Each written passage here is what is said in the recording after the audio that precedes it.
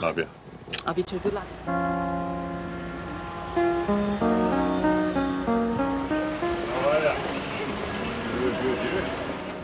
There's nothing quite like first day nerves, especially when all eyes are on these two new Victorian MPs. And how are you feeling about your speech today?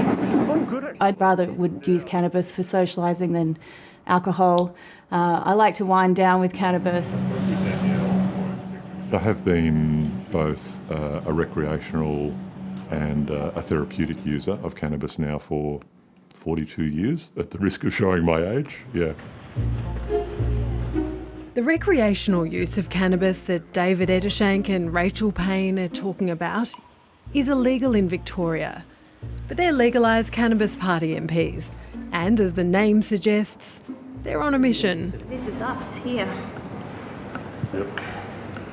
And it just really struck home to me that I'm having this cannabis, it's in my own home, I'm not hurting anyone, and I'm breaking the law. And the system is just really wrong on this issue. All right. We're going to do whatever we need to do to achieve sensible regulation of cannabis in Victoria.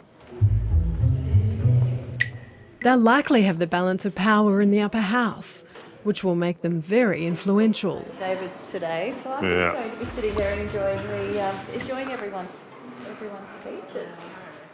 4% of Victorian voters gave Rachel and David their first preferences. The party's rise in popularity coincides with a boom in medicinal cannabis. About 335,000 scripts have been issued across Australia over the past 6 years. It is growing quickly. There's been significant investment in the industry. This is cannabis being grown for legal medications. It's an estimated $400 million industry, and this production facility here in Mildura is one of the largest in Australia.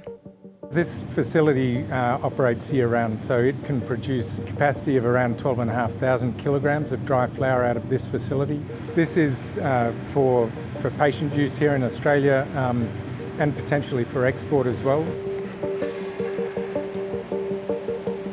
Medicinal cannabis is big business. Can Group is one of about 40 ASX-listed medicinal cannabis companies. But doctors aren't rushing to endorse the drug.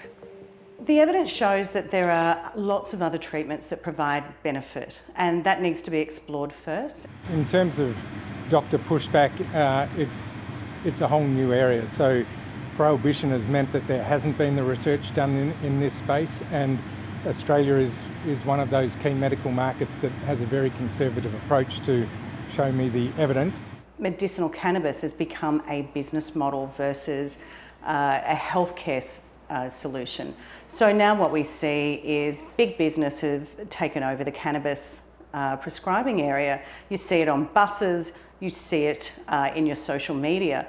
And now what's happening is that we're having patients think that this is the first port of call versus the last port of call.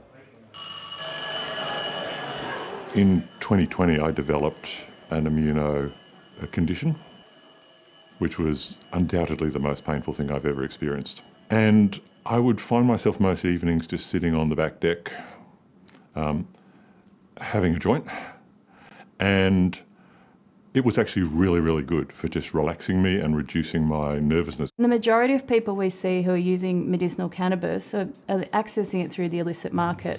And one of the things that I would love to see is that you can grow your own at home. Growing or possessing cannabis without a script is still illegal everywhere, except for the ACT, where a small amount has been decriminalised for private use. But people still do it because it's far cheaper than purchasing it legally at a pharmacy. Usually people come in with chronic pain or anxiety or insomnia. These are the three main areas that I see over here. Medicinal cannabis is a medication of last resort. So they don't just walk off the streets with like, oh, I've just got an acute pain and I'm here for it. So it's usually chronic, it's been on for years. It's not a simple process. Most GPs and prescribing nurses have to apply to the TGA for a special permit each and every time they want to prescribe a patient with cannabis. So prices can range from $70 right up to $350 or more. The whole idea about medicinal cannabis is that we can guarantee what's in the bag. And so what sort of questions do people have about medicinal cannabis? Is there a level of hesitation still when people come here? The question they ask most is about driving. What do people ask? If they're pulled over by the drug bus, would they be charged if they've got cannabis in their system? And the answer is yes, because it's only about presence, not impairment. That's the first thing these new Victorian MPs want to change. We're looking for cannabis to be treated exactly in the same way that any other prescription drug is treated, which is if you've got a script and you're not demonstrating signs of impairment, then you should be able to go around your business. You were wondering when I was going to get to cannabis. They've taken their seats in the Victorian Parliament.